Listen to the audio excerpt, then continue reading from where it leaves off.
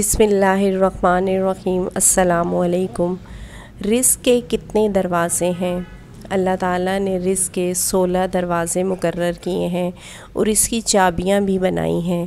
جس نے یہ چابیاں حاصل کر لیں وہ کبھی تنگ دست نہیں رہے گا۔ پہلا دروازہ نماز ہے۔ جو لوگ نماز نہیں پڑھتے ان کے رزق سے برکت اٹھا دی جاتی ہے، وہ پیسہ ہونے کے باوجود بھی پریشان رہتے ہیں۔ دوسرا دروازہ استغفار ہے۔ جو انسان زیادہ سے زیادہ استغفار کرتا ہے، توبہ کرتا ہے، اس کے رزق میں اضافہ ہو جاتا ہے اور اللہ ایسی جگہ سے رزق دیتا ہے جہاں سے کبھی اس نے سوچا بھی نہیں ہوتا۔ تیسرا دروازہ صدقہ ہے۔ اللہ نے فرمایا کہ تم اللہ کی راہ میں جو خرچ کرو گے اللہ اس کا بدلہ دے کر رہے گا۔ انسان جتنا دوسروں پر خرچ کرے گا اللہ اسے 10 گنا بڑھا کر دے گا۔ چوتھا دروازہ تقوی اختیار کرنا ہے۔ جو لوگ گناہوں سے دور رہتے ہیں اللہ ان کے لیے آسمان سے رزق کے دروازے کھول دیتے ہیں۔ پانچواں دروازہ کثرت نفلی عبادت ہے۔ جو لوگ زیادہ سے زیادہ نفلی عبادت کرتے ہیں اللہ ان پر تنگ دستی کے دروازے بند کر دیتے ہیں۔ اللہ کہتا ہے اگر تو عبادت میں کثرت نہیں کرے گا تو میں تجھے دنیا کے کاموں میں الجھا دوں گا۔ لوگ سنتوں اور فرض پر ہی توجہ دیتے ہیں، نفل چھوڑ دیتے ہیں جس سے رزق میں تنگی ہوتی ہے۔ چھٹا دروازہ حج اور عمرہ کی کثرت کرنا۔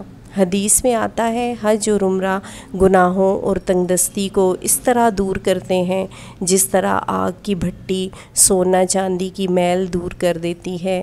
ساتواں دروازہ رشتہ داروں کے ساتھ اچھے سلوک سے پیش آنا۔ ایسے رشتہ داروں سے بھی ملتے رہنا جو آپ سے قطع تعلق ہوں۔ آٹھواں دروازہ کمزوروں کے ساتھ صلہ رحمی کرنا ہے۔ غریبوں کے غم بانٹنا، مشکل میں کام آنا اللہ کو بہت پسند ہے۔ نوواں دروازہ اللہ پر توکل ہے۔ جو شخص یہ یقین رکھے کہ اللہ دے گا تو اسے اللہ ضرور دے گا اور جو شک کرے گا وہ پریشان ہی رہے گا۔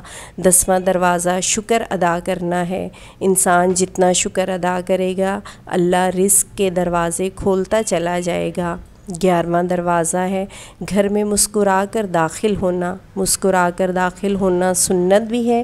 حدیث میں آتا ہے نبی صلی اللہ علیہ وآلہ وسلم نے فرمایا اللہ فرماتا ہے کہ رزق بڑھا دوں گا جو شخص گھر میں داخل ہو اور مسکرا کر سلام کرے۔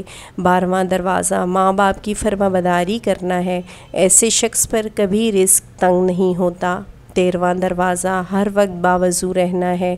جو شخص ہر وقت نیک نیتی کے ساتھ باوضو رہے تو اس کے رزق میں کمی نہیں ہوتی۔ 14واں دروازہ چاشت کی نماز پڑھنا ہے جس سے رزق میں برکت بڑھتی ہے۔